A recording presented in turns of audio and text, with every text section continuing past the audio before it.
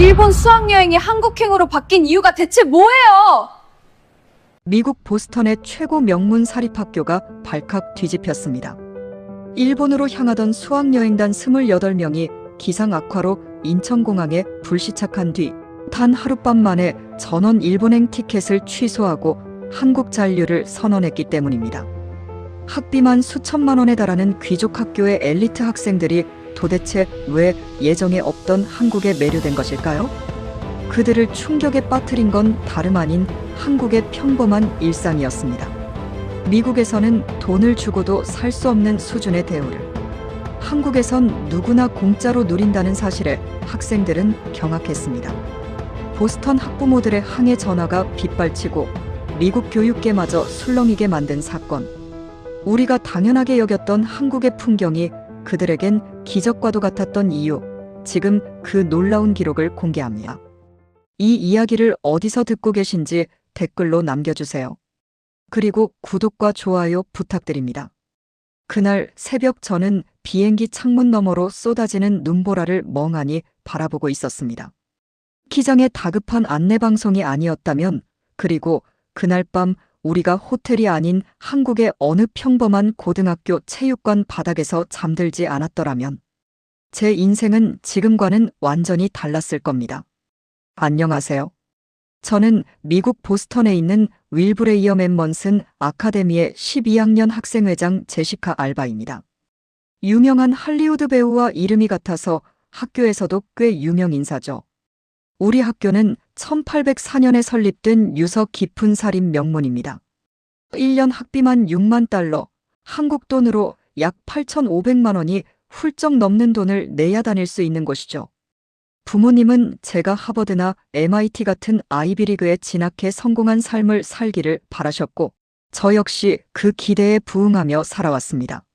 하지만 그날 제가 겪은 일은 교과서나 학교에서는 절대 배울 수 없는 충격적인 경험이었습니다.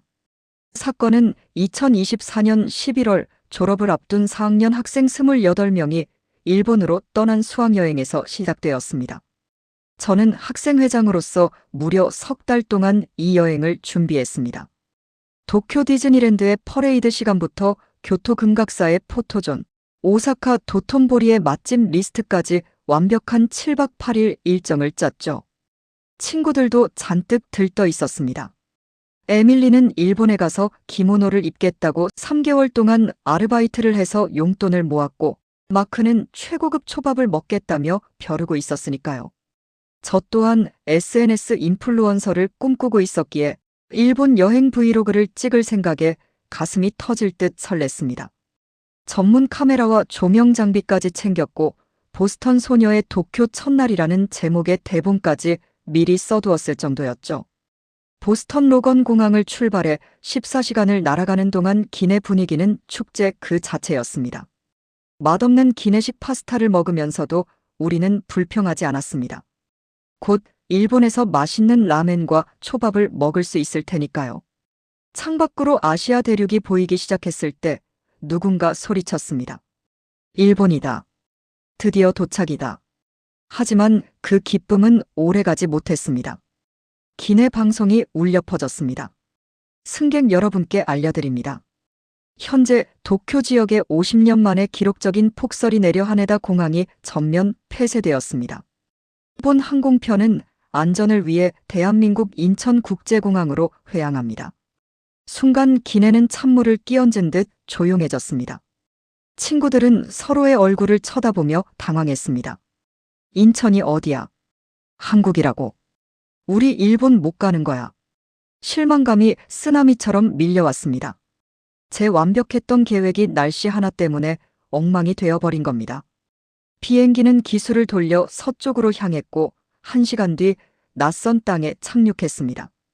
어둠이 내려앉은 창밖으로 보이는 인천공항은 생각보다 크고 화려했지만 우리 눈에는 들어오지 않았습니다. 그저 일본에 가지 못했다는 사실에 짜증만 났을 뿐이죠. 비행기에서 내리자 항공사 직원이 연신 고개를 숙이며 사과했습니다. 도쿄행 비행기가 모두 결항되어 오늘은 한국에서 머물러야 한다는 청천벽력 같은 소식이었죠. 더 큰 문제는 숙소였습니다. 갑작스러운 기상 악화로 수많은 비행기가 회항하는 바람에 공항 근처 호텔이 만실이라는 겁니다. 항공사 직원은 난처한 표정으로 말했습니다. 정말 죄송합니다만 한국교육청의 협조를 받아 공항 근처 고등학교 강당을 임시 숙소로 마련했습니다. 오늘 하루만 그곳에서 지내주시면 내일 다시 안내해드리겠습니다. 친구들의 표정이 일그러졌습니다. 1년 학비 8천만 원을 내는 귀족 학교 학생들이 호텔도 아닌 학교 강당에서 자야 한다니요. 마크는 한숨을 푹 쉬며 부모님이 이 여행비로 3,000달러를 내셨는데 이게 무슨 꼴이냐며 투덜거렸습니다. 저 역시 울고 싶은 심정이었지만 학생회장으로서 애써 침착한 척 친구들을 다독여 버스에 올랐습니다. 버스가 어둠 속을 달려 도착한 곳은 서울 외곽의 한 고등학교였습니다. 정문에 한글로 적힌 간판이 보였습니다. 낯선 글자였지만 학교라는 건 알 수 있었죠. 버스에서 내리자 차가운 밤 공기가 느껴졌습니다. 교감 선생님이라는 분이 나오셔서 유창한 영어로 우리를 맞이해 주셨습니다. 환영합니다. 갑작스러운 상황이라 불편하시겠지만 최선을 다해 모시겠습니다. 식사는 하셨나요? 저희 학교 급식실에 저녁을 준비해 두었습니다. 급식이라는 단어에 친구들이 웅성거렸습니다. 미국 학교의 카페테리아를 떠올린 거죠. 눅눅한 피자, 기름에 쪄든 감자튀김, 시들시들한 샐러드. 우리는 그 맛을 너무나 잘 알고 있었습니다. 에밀리가 제 귀에 대고 속삭였습니다. 그냥 편의점 가서 컵라면이나 사 먹을까? 저도 동의하고 싶었습니다. 하지만 예의상 거절할 수 없어 급식실로 향했습니다. 복도를 걷는데 뭔가 이상했습니다. 분명 밤인데도 학교가 너무 환하고 깨끗했거든요. 우리 학교 복도 바닥에는 늘 껌 자국이 눌어붙어 있고 락커에는 낙서가 가득한데 이곳은 바닥이 거울처럼 반짝였습니다. 벽면에는 학생들의 미술 작품이 단정하게 걸려 있었고 쓰레기 하나 보이지 않았습니다. 미국 우리 학교보다 훨씬 깨끗한데 친구들도 의아한 표정으로 주위를 둘러보았습니다. 급식실 문 앞에 도착하자 맛있는 냄새가 코를 찔렀습니다. 냉동식품을 데우는 냄새가 아니었습니다. 갓 지은 밥 냄새, 구수한 국 냄새, 고소한 참기름 냄새가 섞여 있었죠. 교감 선생님이 문을 열어주셨습니다. 우리는 그 안에서 펼쳐진 광경에 입을 다물지 못했습니다. 형광등 불빛 아래 은색 스테인리스 배식대가 반짝이고 있었고 하얀 위생복과 마스크를 착용한 조리사분들이 분주하게 움직이고 있었습니다. 배식대 앞에 섰을 때 저는 제 눈을 의심했습니다. 식판의 첫 번째 칸에 김이 모락모락 나는 하얀 쌀밥이 담겼습니다. 윤기가 자르르 흐르는 것이 밥만 먹어도 맛있을 것 같았죠. 두 번째 칸에는 맑고 깊은 색의 미역국이 담겼습니다. 그리고 반찬 칸에는 믿을 수 없는 음식들이 채워지기 시작했습니다. 간장 양념이 잘 배어있는 불고기, 노란색과 초록색이 어우러진 두툼한 계란말이, 고소한 향이 나는 시금치 나물, 그리고 붉은 빛깔이 먹음직스러운 배추김치와 깍두기까지. 마지막으로 후식이라며 귤과 사과를 얹어주셨습니다. 일회용 플라스틱 접시에 아무렇게나 담아주는 미국 급식과는 차원이 달랐습니다. 묵직한 식판을 들고 자리에 앉았는데 마크가 조심스럽게 조리사분께 지갑을 꺼내 보이며 물었습니다. 얼마를 내야 하나요? 이 정도 퀄리티면 좋기 20달러는 넘을 것 같았으니까요. 그런데 조리사분은 손사래를 치며 웃으셨습니다. 통역을 도와주던 한국 학생이 말했습니다. 한국의 모든 공립학교는 급식이 무료예요. 학생들은 돈을 내지 않아요. 그 말을 듣는 순간 우리 모두의 동작이 멈췄습니다. 무료라고. 이게 전부 공짜라고. 우리는 1년에 6만 달러라는 거액의 학비를 내면서도 점심값은 따로 냈습니다. 한 끼에 12달러, 우리 돈으로 15,000원 정도를 내고 먹는 게 고작 냉동. 피자 한 조각이나 치킨 너겟 몇 개였습니다. 신선한 샐러드를 먹으려면 5달러를 더 내야 했고 과일은 꿈도 못 꿨죠. 그런데 한국에서는 이 푸짐하고 영양가 넘치는 식사가 무료라니요. 충격에 빠진 채 숟가락을 들었습니다. 불고기를 한 입 넣는 순간 입안에서 고기가 사르르 녹았습니다. 짜지도 달지도 않은 완벽한 맛이었죠. 미역국은 따뜻하고 깊은 맛이 나서 여행의 피로가 싹 풀리는 기분이었습니다. 계란말이는 폭신폭신했고 시금치는 아삭했습니다. 엄마가 집에서 정성스럽게 차려주신 저녁상 같았어요. 친구들도 말없이 식사에 집중했습니다. 여기저기서 감탄사가 터져나왔습니다. 오 마이 갓. 이거 진짜 맛있다. 우리 학교 급식은 쓰레기였어. 에밀리는 눈물을 글썽이기까지 했습니다. 저는 밥을 먹으며 급식실 한쪽 벽면을 바라보았습니다. 통유리로 된 조리실 안이 훤히 보였습니다. 거대한 솥에서 국이 끓고 있었고 조리사분들이 바닥을 물청소하는 모습까지 보였죠. 미국에서는 조리 과정을 절대 볼 수 없습니다. 위생 상태가 어떤지, 어떤 재료를 쓰는지 알 수 없죠. 그런데 이곳은 모든 것을 투명하게 공개하고 있었습니다. 벽에 붙은 식단표도 충격적이었습니다. 월요일은 한식, 화요일은 중식, 수요일은 일식, 목요일은 양식. 메뉴가 매일 바뀌었습니다. 스파게티, 돈가스, 비빔밥, 짜장면. 심지어 칼로리와 단백질, 비타민 함량까지 꼼꼼하게 적혀 있었습니다. 한국 학생이 설명해 주길 영양사 선생님이 매일 아침 식재료를 검수하고 영양 균형을 맞춰 식단을 짠다고 했습니다. 알레르기가 있는 학생을 위한 대체식도 준비된다고 했고요. 우리 학교에는 영양사라는 존재 자체가 없습니다. 그저 급식업체가 납품하는 대로 데워서 줄 뿐이죠. 학생들의 건강을 생각하는 마음이 느껴져서 가슴 한구석이 찡해졌습니다. 식사를 마치고 식판을 반납하는 곳에서도 문화 충격을 받았습니다. 학생들이 자연스럽게 잔반을 버리고 숟가락과 젓가락을 분류하고 있었습니다. 음식물 쓰레기, 플라스틱, 종이를 철저하게 분리배출하는 모습이 너무나 익숙해 보였습니다. 누가 시키지 않아도 질서를 지키는 모습이 놀라웠습니다. 배를 든든하게 채우고 나니 비로소 주변이 보이기 시작했습니다.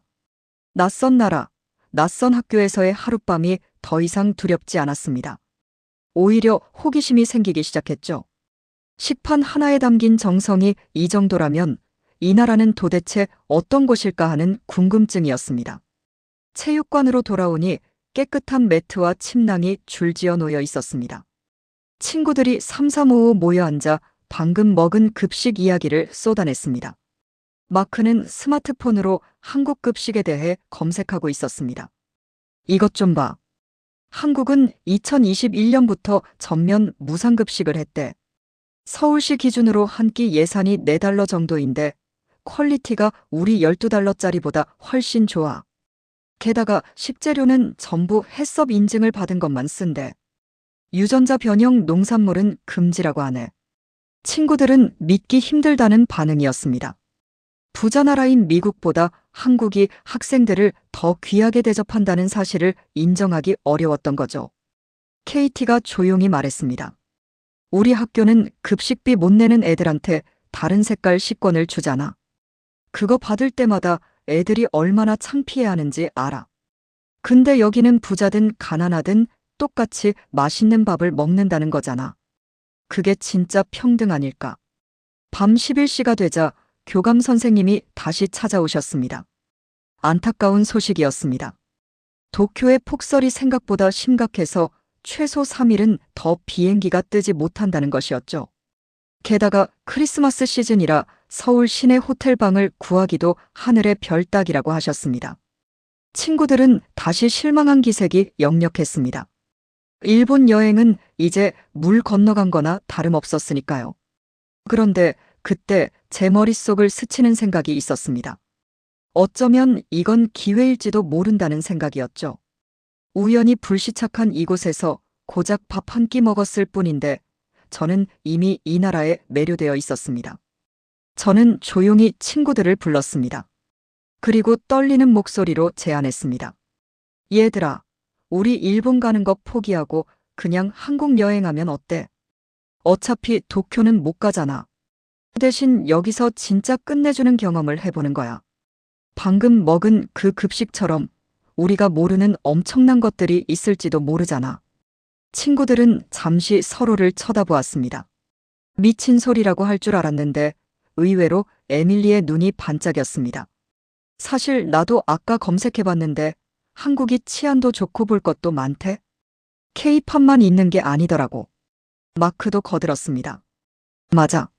일본은 다음에 갈 수 있지만 이렇게 학교에서 자보고 급식 먹어보는 건 평생 못 해볼 경험이잖아. 난 찬성이야. 그날 밤 우리는 체육관 바닥에 누워 오랫동안 잠들지 못했습니다. 천장을 바라보며 저는 생각했습니다. 내일 아침이 되면 본격적으로 한국이라는 나라를 탐험하게 될 거라고요. 기대감에 심장이 두근거렸습니다. 하지만 그때까지만 해도 저는 몰랐습니다. 급식은 그저 시작에 불과했다는 것을요. 한국의 지하철, 화장실, 그리고 밤거리에서 우리가 목격하게 될 풍경은 상상을 초월하는 것이었습니다. 보스턴 촌놈들의 진짜 한국 여행은 이제 막 시작되려 하고 있었습니다. 다음 날 아침 6시 체육관 창문으로 희미한 아침 햇살이 스며들었습니다. 저는 눈을 비비며 일어났어요. 딱딱한 바닥에서 잤는데도 몸이 가뿐했습니다. 설렘 때문이었겠죠. 창밖을 보니 한국 학생들은 벌써 등교하고 있었습니다. 단정한 교복을 입고 친구들과 웃으며 학교로 들어오는 모습이 활기차 보였습니다. 세수를 하러 복도 화장실로 갔습니다. 그리고 그곳에서 저는 두 번째 충격을 받았습니다. 학교 화장실 변기에 비데가 설치되어 있었거든요. 버튼을 누르자 변기 시트가 따뜻해졌습니다. 보스턴 우리 학교 화장실은 겨울이면 변기가 얼음장처럼 차가워서 앉기조차 두려운데 말이죠. 게다가 휴지가 넉넉하게 비치되어 있었고 손 세정제도 가득 채워져 있었습니다. 거울에는 물때 하나 없이 깨끗했고요. 에밀리가 옆에서 손을 씻으며 말했습니다. 제시카, 이거 믿겨져. 공립학교 화장실이 우리 집 안방 화장실보다 좋아. 아침 급식을 먹고 우리는 체육관에 둥글게 모여 앉았습니다. 28명의 학생과 인솔 선생님 그리고 교감 선생님이 함께했죠. 저는 친구들을 대표해 손을 들고 말했습니다. 선생님, 저희는 일본에 가지 않기로 했습니다. 남은 기간 동안 한국을 여행하고 싶어요. 선생님은 잠시 당황하셨지만 이내 고개를 끄덕이셨습니다. 사실 학부모님들께 연락을 드렸는데 의외로 찬성하는 분들이 많았다고 하셨어요. 한국이 치안이 좋다는 이야기를 들으셨나 봐요. 교감 선생님은 활짝 웃으시며 우리에게 선물을 주셨습니다. 티머니 카드라는 것이었죠. 이 카드 한 장이면 서울의 모든 지하철과 버스, 택시, 심지어 편의점까지 이용할 수 있다고 하셨습니다. 우리는 환호성을 질렀어요. 짐을 챙겨 학교를 나섰습니다. 교문 밖으로 나오자 고층 아파트들이 병풍처럼 둘러서 있는 풍경이 보였습니다. 도로는 넓고 깨끗했고 차들은 질서 정연하게 달리고 있었죠. 가장 가까운 지하철역으로 향했습니다. 역 입구에 들어서는 순간 친구 마크가 입을 다물지 못했습니다. 이게 지하철역이라고. 무슨 쇼핑몰 입구 아니야. 에스컬레이터가 부드럽게 작동하고 있었습니다. 미국 지하철역 에스컬레이터는 10번 가면 5번은 고장나 있어서 무거운 캐리어를 들고 계단을 오르내려야 했는데 이곳은 모든 게 완벽하게 작동하고 있었죠. 지하로 내려가니 대리석 바닥이 반짝거렸습니다. 공기부터 달랐어요. 뉴욕 지하철 특유의 찌릿내와 눅눅한 냄새 대신 쾌적한 공기가 느껴졌습니다. 개찰구에 티머니 카드를 대자 삑 소리와 함께 문이 열렸습니다. 승강장으로 내려가니 투명한 유리문이 선로를 막고 있었습니다. 스크린도어라고 했어요. 한국 학생이 설명해 주길 승객의 안전을 위해 모든 역에 설치되어 있다고 했습니다. 선로로 떨어질 위험도 없고 열차 소음과 먼지도 막아준다고요. 미국에서는 상상도 할 수 없는 시설이었습니다.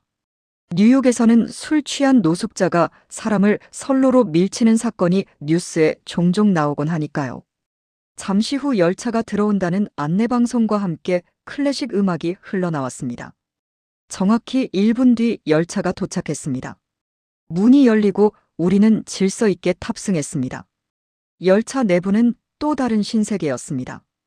여름에는 에어컨이 빵빵하게 나오고 겨울에는 엉덩이가 따뜻한 난방 시트가 작동한다고 했습니다.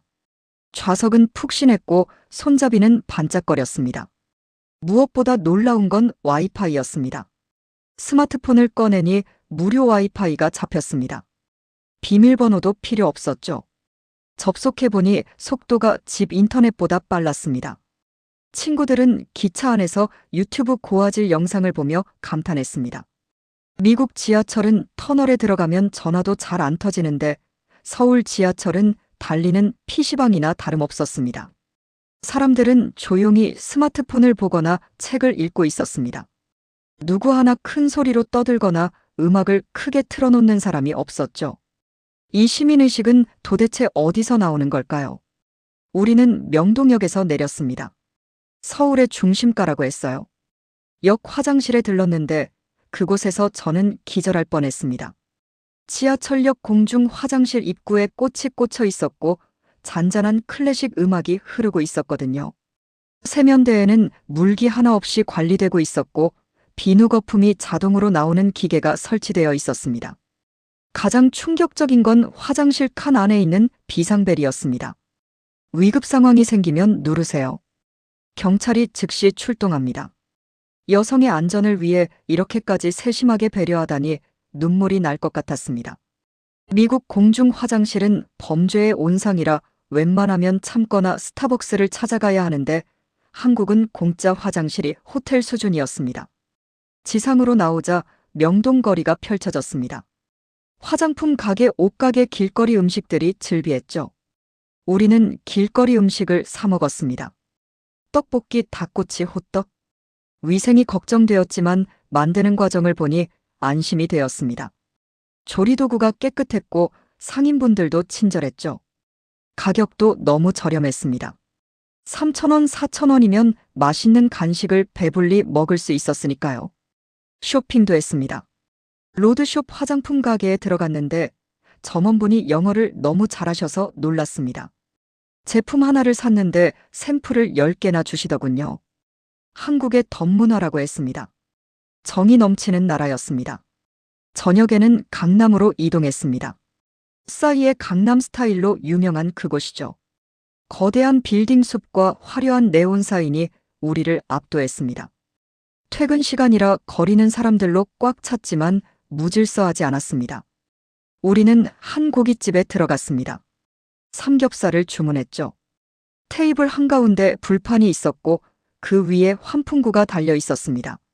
잠시 후 직원분이 밑반찬을 가져오셨는데 끝도 없이 나왔습니다.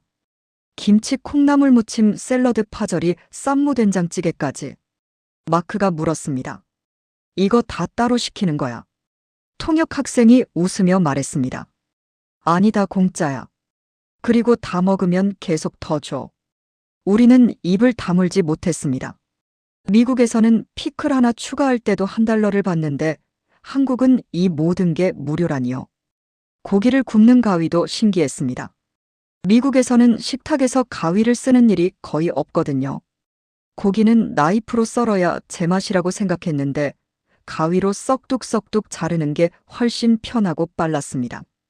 상추에 고기와 마늘, 쌈장을 얹어 싸먹는 법을 배웠습니다. 입안 가득 퍼지는 풍미가 예술이었습니다. 식사를 마치고 계산을 하는데 팁을 줄 필요가 없다는 사실에 또 한 번 놀랐습니다. 음식값에 봉사료가 포함되어 있는 셈이지만 직원분들의 서비스는 팁을 받는 미국 웨이터보다 훨씬 훌륭했습니다. 물이 떨어지면 알아서 채워주시고 불판도 수시로 갈아주셨으니까요. 식당을 나오니 밤 9시가 넘었습니다. 하지만 거리는 대낮처럼 밝았습니다. 가게들은 여전히 문을 열고 있었고 거리는 사람들로 북적였죠. 우리는 카페에 들어갔습니다. 한국은 카페 공화국이라고 불릴 만큼 카페가 많았습니다. 스타벅스 옆에 또 다른 카페가 있고 그 건너편에 또 카페가 있었죠. 2층 창가 자리에 앉아 커피를 마시는데 옆 테이블에 한 여학생이 노트북과 최신형 스마트폰을 테이블 위에 둔 채 화장실을 가는 모습을 보았습니다. 우리는 숨을 죽였습니다. 저러다 누가 가져가면 어쩌려고. 에밀리가 안절부절 못하며 지켜봤습니다.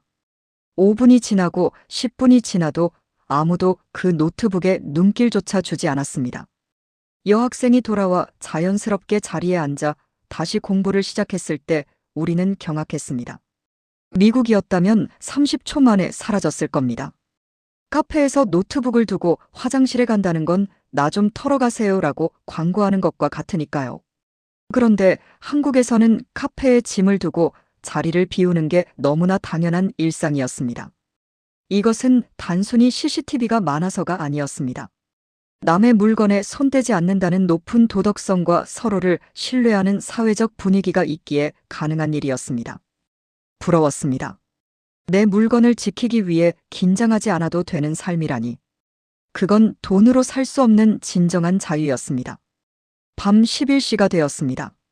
우리는 숙소인 게스트하우스로 가기 위해 다시 거리로 나왔습니다. 그때 제 눈에 믿을 수 없는 광경이 들어왔습니다. 교복을 입은 여학생 혼자 이어폰을 꽂고 스마트폰을 보며 걸어가고 있었습니다. 주변은 어두웠지만 가로등이 환하게 비추고 있었고 곳곳에 24시간 편의점이 불을 밝히고 있었죠. 여학생의 표정에는 두려움이나 긴장감이 전혀 없었습니다. 그저 하루 일과를 마치고 집으로 돌아가는 편안한 모습이었죠. 미국에서 제 나이 또래 여자가 밤 11시에 혼자 걷는다는 건 자살행위나 마찬가지입니다. 부모님이 아신다면 기절초풍할 일이죠. 그런데 한국에서는 이 늦은 시간에 어린 학생들이나 여성들이 아무렇지 않게 거리를 활보하고 있었습니다. 우리는 편의점에 들렀습니다. 한국 편의점은 단순한 가게가 아니었습니다. 밤늦게까지 불을 밝히며 거리의 등대 역할을 하고 있었죠. 안으로 들어가니 온갖 종류의 라면과 음료수 도시락이 진열되어 있었습니다. 우리는 컵라면과 스낵을 샀습니다. 편의점 앞에 마련된 파라솔 의자에 앉아 밤 공기를 마시며 야식을 즐겼습니다. 자정이 다 된 시간이었지만 무섭지 않았습니다. 순찰차가 주기적으로 지나갔고 지나가는 사람들도 우리를 해칠 것 같지 않았습니다. 마크가 말했습니다. 나 여기서 살고 싶어. 보스턴에서는 밤에 나가면 총 맞을까봐 무서운데 여기는 밤이 더 재밌어. 이게 진짜 사람 사는 거 아니냐. 숙소에 도착해 샤워를 마치고 침대에 누웠지만 잠이 오지 않았습니다. 오늘 하루 본 것들이 머릿속에서 맴돌았습니다. 티머니 카드 한 장으로 어디든 갈 수 있는 편리한 교통 시스템, 호텔보다 깨끗한 지하철 화장실, 팁 없이도 최고의 서비스를 제공하는 식당, 그리고 무엇보다 밤거리를 마음 놓고 걸을 수 있는 안전함. 한국은 제가 알던 그 어떤 선진국보다 앞서 있었습니다. 미국이 세계 최강대국이라고 자부하지만 국민이 일상에서 느끼는 행복과 안전은 한국이 훨씬 높아 보였습니다. 문득 부모님 생각이 났습니다. 제가 이 안전한 나라에 있다는 걸 아시면 얼마나 안심하실까요? 다음 날은 한국의 의료 시스템을 체험하게 되었습니다. 아침에 일어났는데 친구 KT의 눈이 퉁퉁 부어 있었습니다. 다래끼가 난 것 같았어요.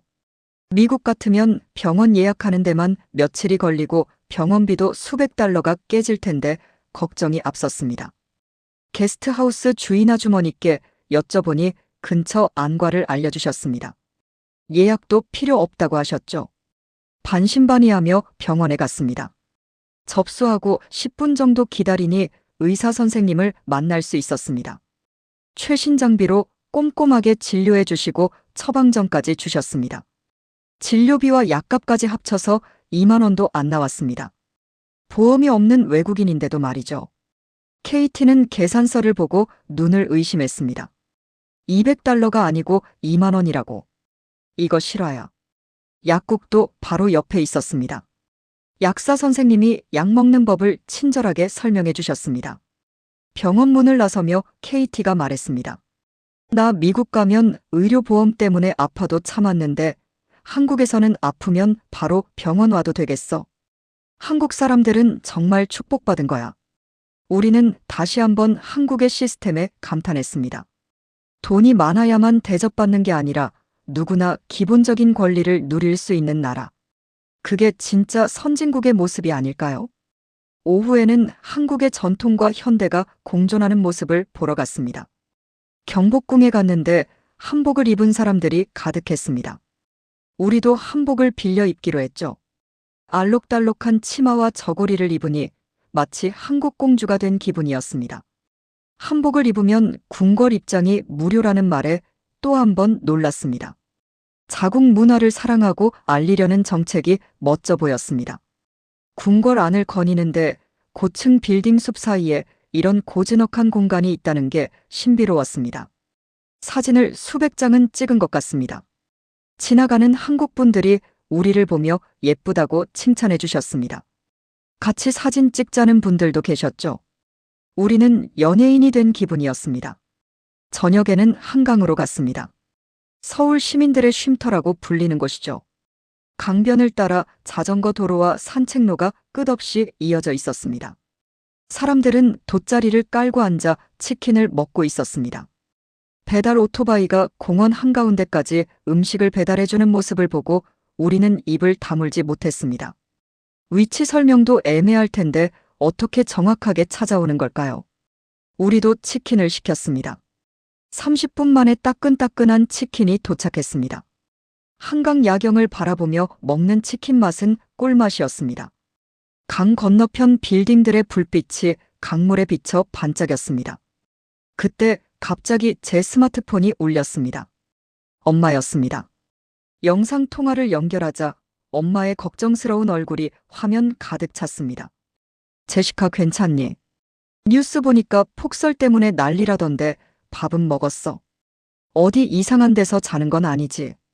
엄마의 질문 세례에 저는 웃으며 카메라를 돌려 한강의 야경과 친구들의 행복한 모습을 보여드렸습니다. 엄마 걱정 마세요. 저 지금 천국에 있어요. 여기는 밤 12시가 다 됐는데도 이렇게 밖에서 놀 수 있어요. 그리고 밥도 너무 잘 먹고 다니고요. 엄마는 믿기지 않는다는 표정으로 화면을 뚫어져라 쳐다보셨습니다. 그게 정말 한국이니? 내가 알던 한국이 아닌데. 통화를 마치고 저는 잠시 생각에 잠겼습니다. 불과 며칠 전까지만 해도 저는 한국에 대해 아무것도 몰랐습니다. 그저 일본 옆에 있는 작은 나라 삼성과 K-팝의 나라 정도로만 알았죠. 하지만 직접 경험해보니 한국은 거대한 보물창고였습니다. 우리가 당연하게 생각했던 불편함들이 이곳에서는 모두 해결되어 있었으니까요. 문득 한국을 떠나기가 싫어졌습니다. 남은 하루가 너무 아쉽게 느껴졌습니다. 내일이면 다시 미국으로 돌아가야 한다는 사실이 슬퍼지기까지 했습니다. 하지만 마지막 날 우리를 기다리고 있는 건 더 큰 감동이었습니다. 한국 사람들의 따뜻한 정을 느낄 수 있는 사건이 기다리고 있었거든요. 마지막 날 우리는 남대문 시장을 방문하기로 했습니다. 한국의 진짜 모습을 보고 싶었거든요. 지하철을 타고 회현역에 내렸습니다. 시장은 활기가 넘쳤습니다. 온갖 물건들이 산더미처럼 쌓여 있었고 상인들의 목소리가 힘찼습니다. 우리는 기념품으로 김과 양말을 샀습니다. 양말 10켤레에 10,000원이라니 가격 파괴 수준이었습니다. 그런데 시장 구경을 하다가 에밀리가 갑자기 비명을 질렀습니다. 어떻게 내 지갑? 지갑이 없어진 것이었습니다. 가방 문이 열려 있었고 지갑이 보이지 않았습니다. 우리는 당황해서 왔던 길을 되돌아갔지만 워낙 사람이 많아 찾을 길이 막막했습니다. 에밀리는 울상을 지으며 바닥에 주저앉았습니다. 그 안엔 여권이랑 남은 돈이 다 들어있는데 어떻게? 그때였습니다. 저 멀리서 누군가 우리를 향해 뛰어오고 있었습니다. 앞치마를 두른 아주머니였습니다. 우리가 아까 양말을 샀던 가게 사장님이셨죠. 아주머니는 헐떡거리는 숨을 몰아쉬며 에밀리에게 무언가를 내밀었습니다. 바로 에밀리의 지갑이었습니다. 학생 이거 두고 갔어. 얼마나 놀랐을까. 아주머니는 서툰 영어와 바디랭귀지로 지갑을 놓고 갔다고 설명해 주셨습니다. 우리가 가게를 떠난 뒤 지갑을 발견하고 쫓아오신 거였습니다. 에밀리는 지갑을 받아들고 펑펑 울었습니다. 땡큐 소 머치. 정말 감사합니다. 아주머니는 사람 좋은 미소를 지으시며 에밀리의 등을 토닥여 주셨습니다. 괜찮아, 찾았으면 됐어. 조심해서 다녀. 우리는 아주머니께 살해를 하려고 했지만 극구 사양하셨습니다. 한국에서는 당연한 일이라면서요. 그 순간 저는 깨달았습니다. 한국이 안전하고 살기 좋은 건 단순히 시스템이 좋아서가 아니라는 것을요. 남을 배려하고 정직하게 살아가는 사람들이 있기에 가능한 기적이라는 것을 말입니다. 이 나라는 정말이지 사랑하지 않을 수 없는 곳이었습니다. 숙소로 돌아와 짐을 쌌습니다.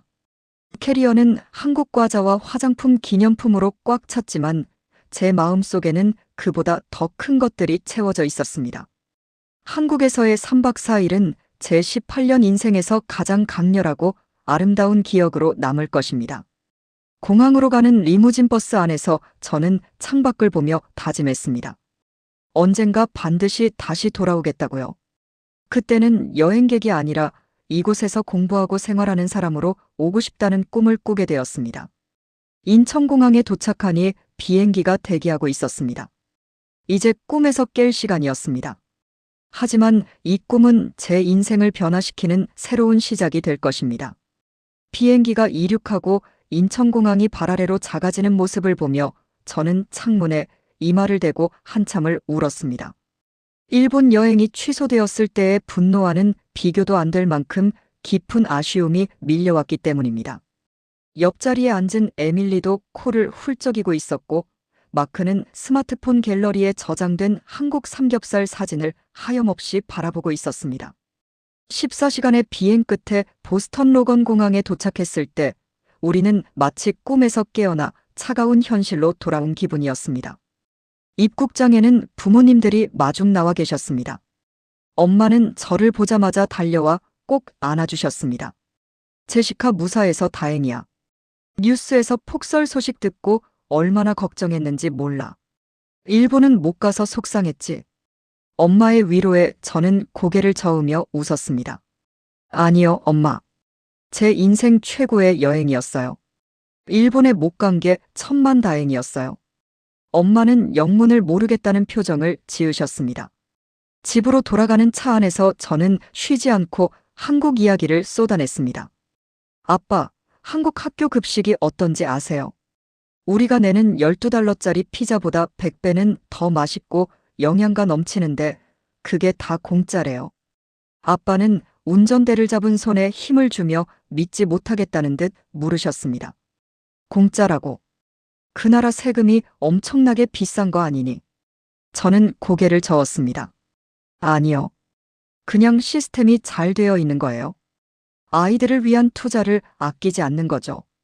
집에 도착하자마자 저는 텔레비전에 스마트폰을 연결해 한국에서 찍은 사진과 동영상을 보여드렸습니다.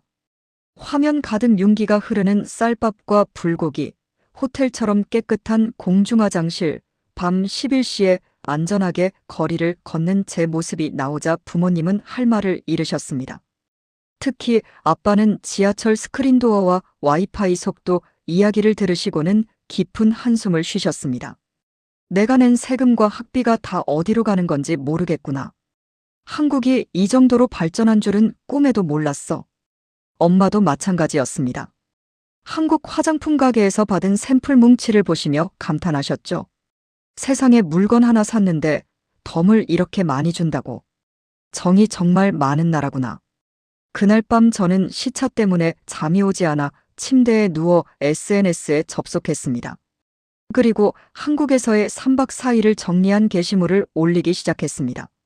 제목은 폭설이 선물해준 기적, 한국에서의 96시간이라고 달았습니다. 첫 번째 사진은 인천공항 인근 고등학교에서 먹었던 급식 사진이었습니다. 캡션에는 이렇게 적었습니다. 연간 학비 6만 달러를 내는 우리 학교 급식과 무료로 제공되는 한국 공립학교 급식의 차이를 보세요. 진정한 선진국은 아이들의 밥상에서부터 시작됩니다. 그리고 깨끗한 지하철, 양심적인 카페 문화, 밤거리의 안전함을 담은 영상들을 차례로 업로드했습니다. 반응은 폭발적이었습니다. 게시물을 올린 지 1시간 만에 좋아요가 1000개를 넘더니 다음 날 아침에는 10만 개를 돌파했습니다. 댓글창은 그야말로 난리가 났습니다. 이게 진짜 학교 급식이라고. 미슐랭 레스토랑 아니야. 미국 학교는 반성해야 한다. 한국으로 이민 가고 싶다. 나도 한국 갔을 때 지하철 보고 충격받았음. 미국 친구들의 부러움 섞인 댓글과 한국을 다녀온 사람들의 공감 댓글이 수천 개씩 달렸습니다. 제 게시물은 알고리즘을 타고 전 세계로 퍼져나갔고 급기야 보스턴 지역 뉴스 기자의 눈에까지 띄게 되었습니다. 며칠 뒤 지역 방송국에서 인터뷰 요청이 들어왔습니다. 기자는 학교로 찾아와 저와 친구들을 인터뷰했습니다. 저는 카메라 앞에서 당당하게 말했습니다. 우리는 어릴 때부터 미국이 세계 최고라고 배웠습니다. 하지만 제가 직접 본 한국은 시민의식과 공공 시스템 면에서 우리보다 훨씬 앞서 있었습니다. 돈이 있어야만 안전과 편리를 누릴 수 있는 사회가 아니라 누구나 평등하게 인간다운 삶을 보장받는 사회였습니다. 그게 제가 느낀 한국의 힘입니다. 이 인터뷰는 저녁 뉴스 메인 시간대에 방송되었고 보스턴 교육계에 큰 파장을 일으켰습니다. 학부모님들이 들고 일어난 것입니다. 제 SNS 사진을 증거로 학교 측에 급식 개선을 요구하기 시작했습니다. 한국 공립학교도 이렇게 먹이는데 6만 달러 학비 받는 사립학교가 냉동 피자를 주는 게 말이 되느냐는 항의가 빗발쳤습니다. 결국 학교 이사회는 긴급회의를 소집했고 다음 학기부터 급식업체를 교체하고 영양사를 고용하겠다는 발표를 했습니다. 작은 변화였지만 그 시작은 한국이었습니다. 친구들은 저에게 고맙다고 했습니다. 내 덕분에 우리가 쓰레기 같은 피자에서 벗어나게 됐어. 한국이 우리 학교를 바꿨네. 저에게도 큰 변화가 생겼습니다. 저는 한국어 공부를 본격적으로 시작했습니다. 처음에는 자음과 모음을 외우는 것도 힘들었지만 한국 드라마와 예능을 보며 즐겁게 공부했습니다. 한국어 선생님을 찾기 어려워 온라인 강의를 들었는데 화면 속 선생님이 한국말로 인사할 때마다 마치 고향에 온 듯한 편안함을 느꼈습니다. 제 방벽에는 보스턴 지도 대신 서울 지하철 노선도가 붙었습니다. 2호선 노선도를 손가락으로 따라가며 강남, 홍대, 성수, 잠실. 가보지 못한 역들의 이름을 되뇌는 게 제 새로운 취미가 되었습니다. 대학 진학 목표도 수정했습니다. 원래는 아이비리그 대학에 진학해 경영학을 전공하고 월스트리트에서 일하는 게 꿈이었습니다. 하지만 한국 여행 이후 저는 더 넓은 세상을 보고 싶어졌습니다. 부모님께 조심스럽게 말씀을 드렸습니다. 엄마, 아빠, 저 한국 대학으로 유학 가고 싶어요. 거기서 국제학이나 한국학을 전공하고 싶어요. 처음에는 당황하시던 부모님도 저의 진지한 눈빛과 그동안 보여준 열정을 보시고는 결국 허락해 주셨습니다.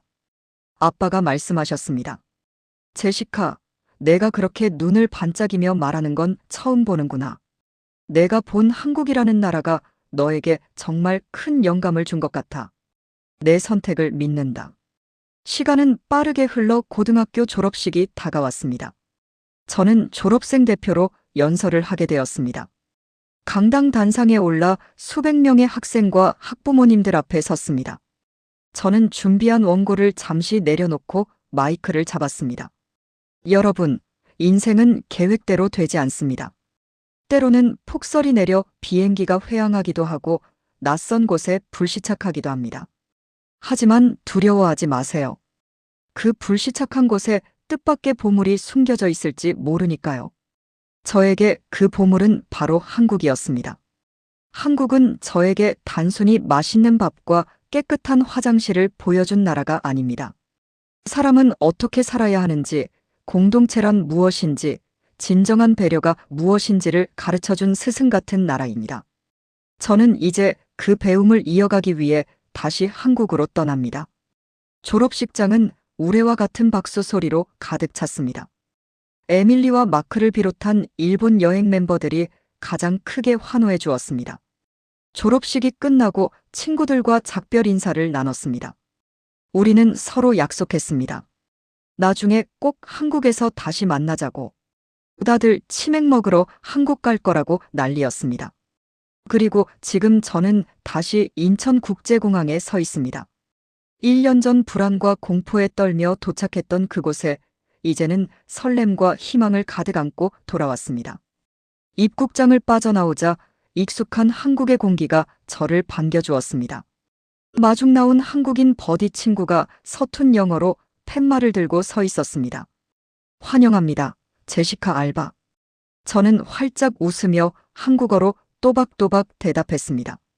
안녕하세요. 만나서 반가워요. 친구가 깜짝 놀라 눈이 휘둥그레지는 모습을 보니 웃음이 터져 나왔습니다. 공항 리무진 버스를 타고 서울 시내로 들어가는 길, 차창 밖으로 보이는 한강의 풍경은 여전히 아름다웠습니다. 저 멀리 남산타워가 보이고 강변북로를 달리는 차들의 불빛이 보석처럼 반짝였습니다. 저는 스마트폰을 꺼내 사진을 찍어 SNS에 올렸습니다. 캡션은 짧게 적었습니다. 다녀왔습니다. 나의 두 번째 고향. 게시물을 올리자마자 하트가 쏟아졌습니다. 한국 분들의 환영 댓글도 보였습니다. 어서 오세요. 한국은 당신을 환영합니다. 저는 가슴이 벅차올랐습니다. 이제 저는 여행객이 아닙니다. 이곳에서 공부하고 밥을 먹고 친구를 사귀고 사랑을 하며 살아갈 것입니다. 물론 힘든 일도 있겠죠. 문화 차이 때문에 실수할 수도 있고 외로울 때도 있을 겁니다. 하지만 저는 압니다. 한국이라는 나라는, 그리고 한국 사람들은 언제나 따뜻하게 저를 안아줄 것이라는 사실을요. 지갑을 잃어버렸을 때 헐레벌떡 뛰어와 돌려주시던 시장 아주머니의 거친 손, 급식실에서 더 먹으라며 국을 가득 퍼주시던 조리사님의 미소, 길을 물으면 직접 데려다주던 친절한 시민들. 그 모든 기억이 저를 지켜주는 방패가 될 것입니다. 혹시 이 영상을 보고 계신 분들 중에 한국에서의 삶이 지치고 힘들다고 느끼시는 분이 계신가요? 그렇다면 부디 기억해 주세요. 여러분이 매일 밟고 다니는 그 땅이, 여러분이 무심코 지나치는 그 일상이 지구 반대편 누군가에게는 평생을 바쳐서라도 살고 싶은 꿈의 무대라는 사실을요. 여러분은 이미 기적 속에 살고 계십니다. 저는 이제 서울의 한 대학교 기숙사로 향합니다. 내일부터 시작될 한국에서의 새 삶이 너무나 기대됩니다. 한국어 수업도 열심히 듣고 동아리 활동도 하고 주말에는 맛집 탐방도 다닐 겁니다. 그리고 언젠가 제가 느낀 이 감동을 더 많은 전 세계 사람들에게 알리는 민간 외교관이 되고 싶습니다. 제 이야기는 여기까지입니다. 폭설이 맺어준 한국과의 인연, 그 드라마 같은 이야기가 여러분에게 작은 감동이 되었기를 바랍니다. 지금 저는 서울의 밤하늘을 올려다보고 있습니다. 별이 참 밝네요. 이 아름다운 나라에서 여러분과 함께 숨쉬고 있다는 사실만으로도 저는 세상에서 가장 행복한 사람입니다.